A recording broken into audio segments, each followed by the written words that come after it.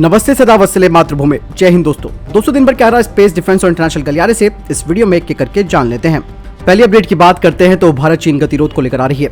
भारतीय सेना ने उन रिपोर्ट्स को खारिज कर दिया है जिसमें ये दावा किया जा रहा था कि गलवान घाटी में भारत और चीन के सैनिकों के बीच एक बार फिर से झड़प हुई है। इस संबंध में भारतीय सेना ने बयान भी जारी किया और अपनी स्थिति को स्पष्ट भी किया।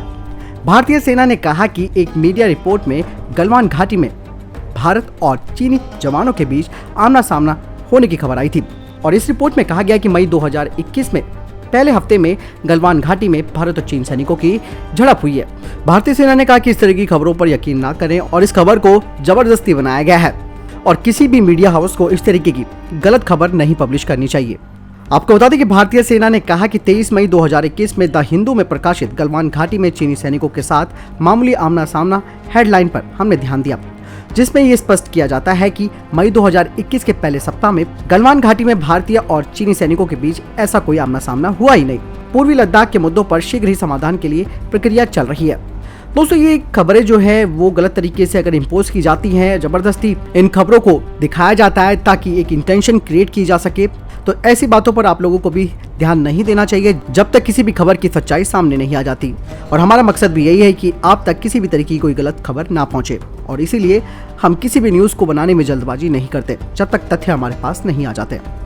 अगली अपडेट की बात करते हैं तो पाकिस्तान को लेकर आ रही है। पाकिस्तान की वायुसेना एक कुख्यात तुर्की अर्धसैनिक समूह के साथ सहयोग करने के लिए सहमत हो गई है, जिस पर संयुक्त राष्ट्र के द्वारा लीबिया में सैन्य अभियानों में भाग लेने के लिए सीरियाई सशस्त्र समूह के लड़ाकों को तैनात करने का आरोप भी लगाया गया है। पाकिस्तान की वायुसेना की नीति 2020 में यूएन ने खुलासा किया कि कैसे तुर्की की सरकार ने लीबिया में अपने अर्धसैनिक ठेकेदारों यानी कि सदात का इस्तेमाल किया। तुर्की अधिकारियों ने कथित तौर पर इसके लिए भर्ती प्रक्रिया भी शुरू की और सैन्य और सुरक्षा कंपनियों से अनुबंध भी किया।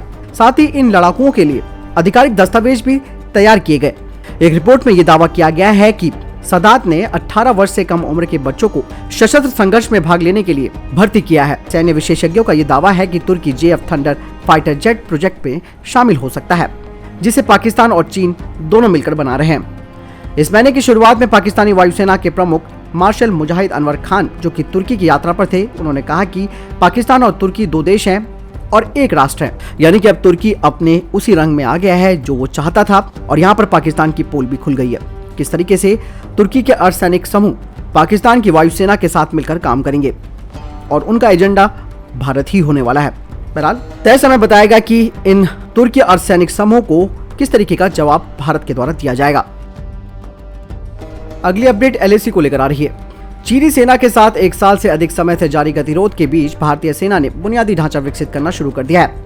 अब LAC पर लद्दाख सेक्टर और अन्य क्षेत्रों में बनाए गए आवासों में बड़ी संख्या में सैनिकों को इकट्ठा किए जाने की क्षमता विकसित की गई है और ये निवास स्थान लद्दाख में अनुभव की गई कठोर सर्दियों के दौरान सैनिकों को कुशलता से रखने की अनुमति देंगे। सूत्रों के अनुसार चीन के साथ सैन्य गतिरोध के कारण भारतीय सेना पिछले 12 महीनों में अगले 5 वर्षों में नियोजित कार्यों को पूरा करने में सक्षम हुई है।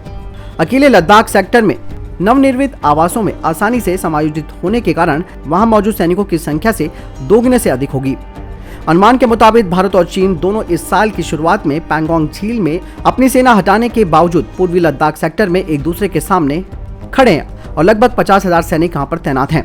सूत्रों ने कहा कि कोर ऑफ इंजीनियर्स अभी भी LAC पर काम कर रहे हैं ताकि सैनिकों के संचालन के लिए यहाँ पे संरचनाएं खड़ी की जा सके और जरूरत पड़ने पर अतिरिक्त बलों को तैनात किया जा सके। भारत LAC के साथ सभी क्षेत्रों में सड़क और बुनियादी ढांचों को विकसित करने के लिए काम कर रहा है और नींबूपदम दराचा एक्सिस पर काम तेज कर दिया गया है, जो साल भर देश के अन्य हिस्सों से सैनिकों को लद्दाख ले जाने में मदद करेगा। मंत्रालय भी जल्द ही BRO को नई सड़क पर कनेक्टिविटी के लिए 4.5 किलोमीटर लंबी सुरंग बनाने की अनुमति देने के प्रस्ताव को मंजूरी देने के लिए तैयार है।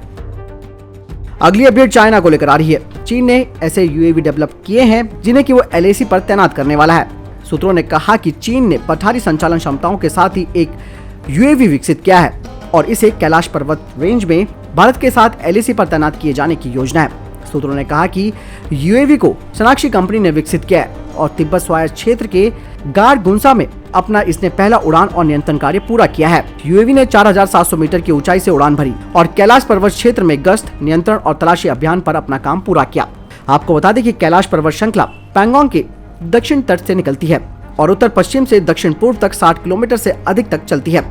कैलाश रिज को उबड़ खाबड़ टूटे हुए इलाके की इसकी विशेषता है, जिसकी ऊंचाई 4000 से 5000 मीटर के बीच है। इस रिज की प्रमुख विशेषताओं में गुरुंग हिल, स्पैंगुर गैप, मुगर हिल, मुकपरी, हेलमेट टॉप, रजंगला, रचिनला शामिल हैं। आपको बता दें कि भारतीय सेना ने पीपुल लिबरेशन आर्मी के प्रयासों को विफल करके पिछले साल कैलाश रेंज की अधिकांश पहाड़ियों पर कब्जा कर लिया। हालांकि भारतीय सैनिकों ने पैंगोंग झील के दक्षिण तट पर पीएलए गतिविधियों को पूरी तरह खाली करवा दिया और अपनी स्थिति को भी मजबूत करने के उपाय किए और जमीन पर एक तरफा तथ्यों को बदलने के चीनी इरादों को विफल कर दिया। वहीं दूसरी ओर चीन ने वास्तविक नियंत्रण रेखा के 3 क्षेत्रों यानी कि पश्चिम यानी कि लद्दाख, मध्य उत्तराखंड, हिमाचल और पूर्व सिक्किम और अरुणाचल में फिर से सैनिक तोपखाने और कवच की तैनाती बढ़ानी शुरू कर दी है और भारतीय सेना ने भी यहाँ पर अपनी तैयारियों को मजबूत करके रखा हुआ है। अगली अपडेट भारतीय वायुसेना को लेकर आ रही है। आश्रित्री वी ओलेटी भारत की पहली महिला फाइटर टेस्ट इंजीनियर बन गई है। एक अधिकारी ने कहा कि स्क्वाड्रन लीडर आश्रिति भारतीय वायुसेना में इस भूमिका के लिए योग्य और पहली एकमात्र महिला है और एक उड़ान परीक्षण इंजीनियर के रूप में वो सशस्त्र बलों में शामिल होने से पहले विमान और हवाई प्रणालियों का मूल्यांकन करती है। कर्नाटक की मूल निवासी आश्रिता ने पायलट स्कूल से 1 साल का कोर्स पूरा करने के बाद 43वें फाइटर टेस्ट कोर्स के हिस्से के रूप में ग्रेजुएशन किया। आपको बता दें कि सेना में महिलाओं की संख्या में पिछले 6 वर्षों में लगभग 3 गुना वृद्धि हुई है। अगली अपडेट रशिया के नए हेलीकॉप्टर को लेकर आ रही है। अगली पीढ़ी की मिसाइलों और रॉकेट से लैस रूस का Mi-28Mn अटैक हेलीकॉप्टर कैमिकेज ड्रोन सहित यूएवी को लॉन्च करने में सक्षम है।